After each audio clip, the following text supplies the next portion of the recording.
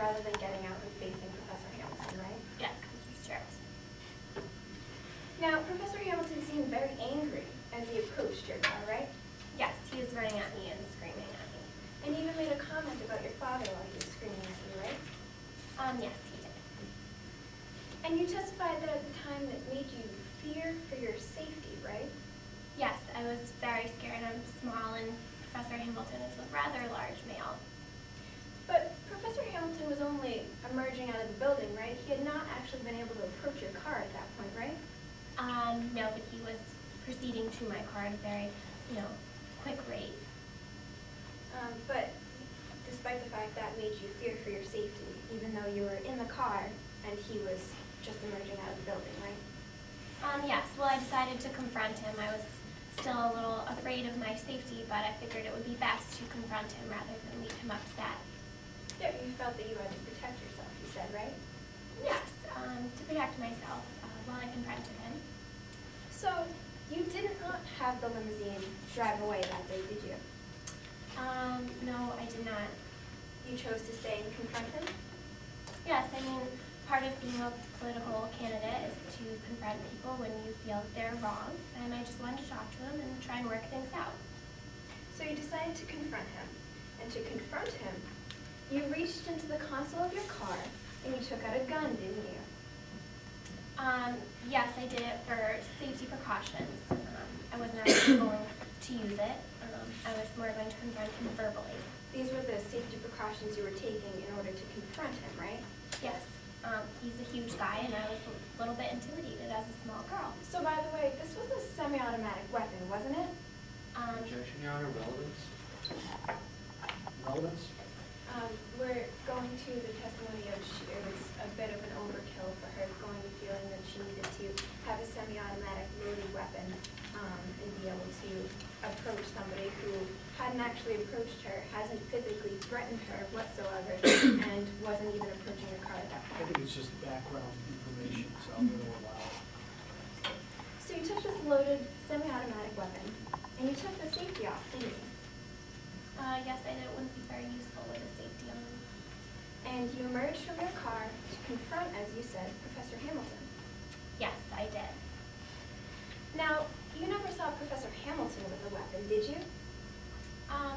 He did not have a weapon, but he had extremely large fists that he was holding in the air, screaming at me and running at me with. So I consider those weapons. So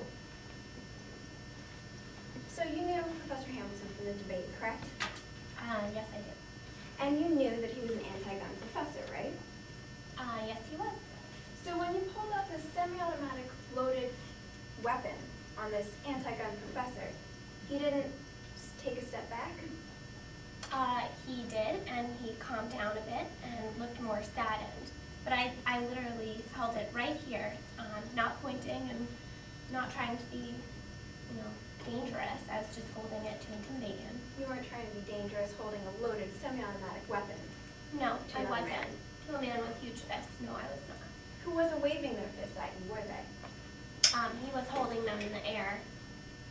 So I don't know if he was waving them. Perhaps to get your attention? You I- were leaving, weren't you? I would assume that that's why he was doing it, to get my attention. So then why were you afraid? If he was only trying to get your attention. I was afraid because he was holding his fists in the air, running and screaming at me. But didn't you just tell me that was to get his attention? You were getting in a vehicle that was already started, the driver was in the car, and you were about to leave. Did you ever consider that maybe he was leaving, trying to get your attention to speak to you? Well, a wave looks more like this. He was more like this and screaming and red in the face. He looked a little angry. Objection, Your Honor. Any questions are asked and answered already? It's cross-examination. I'm going to allow it. So this anti-gun professor, as you said, didn't tell you that this was unnecessary for you to pull a gun out on him, did he? I'm sorry, could you repeat the question? The anti-gun professor didn't tell you that it was unnecessary for you to be holding a gun to him, did he? No, I didn't have time to ask him. He was running at me, screaming. And the anti-gun professor didn't seem afraid whatsoever. He didn't, tell you to calm down or anything like that? No, I told him to calm down. I was actually the one afraid. You told me that he wasn't frightened of this gun being put in his face. He was sad, correct? A look of sadness came over his face. And the next thing that we know here is that 2 shots were fired from your gun, right? Yes, this is true. And that Hamilton was dead, right? Yes, this is also true. Now I'd like to talk about the events immediately following Professor Hamilton's death. After he had been shot, you were leaning over Professor Hamilton's body, right? Yes, I was performing CPR trying to resuscitate him.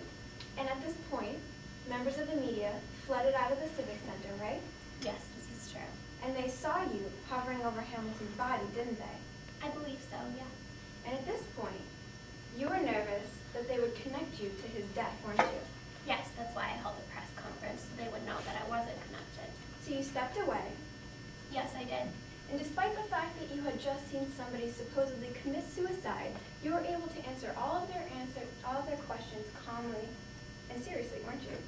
As best I could, I tried my best, and yes, that's true.